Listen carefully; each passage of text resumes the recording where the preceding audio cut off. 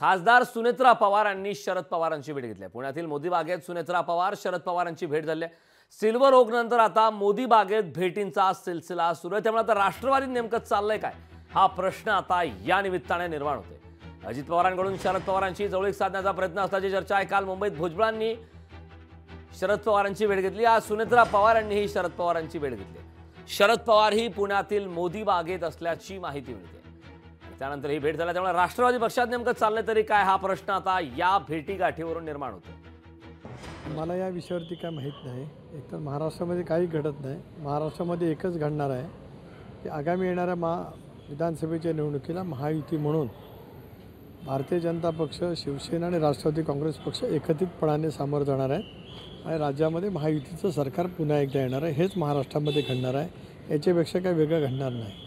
सुनेत्रा पवारांनी काही म्हणजे पक्षाला वगैरे कोणाला काही नातेसंबंध एक शेवटी असं आहे की कौटुंबिक भेट असेल तर मला माहीत नाही. माझी बैठक संपल्याच्यानंतर मी बहिणींच्या जवळसुद्धा बोलू शकेन किंवा दादांनासुद्धा विचारेन की कदाचित कौटुंबिक भेट असू शकते. कारण काल परवा काय पवारसाहेबांची तब्येत ठीक नव्हती. भुजबळांची कालची भेट झाली ती बेडवरतीच भेट झाली.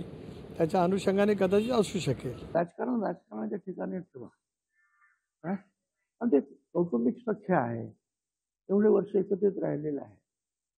त्याचं मन मोठं करून जावंच लागतं. कारण पवारसाहेब जे आहेत शेवटी ज्येष्ठ नेते आहेत. ज्येष्ठ आहे त्या पवार कुटुंबातले सगळ्यात ज्येष्ठ सदस्य म्हणा वडीलकीचा त्यांचा अधिकार ते आहे. त्यांना भेटण्यामध्ये फार चांगली गोष्ट त्यांनी केली. राष्ट्रवादी काँग्रेस पक्षाच्या खासदार सुनेत्रावहिनी पवार ह्या मोदी बागेमध्ये अजितदादांच्या भगिनी राहतात. त्या दुसऱ्या विंगेमध्ये राहतात. त्या त्यांना भेटण्यासाठी त्या ठिकाणी गेलेल्या आहेत.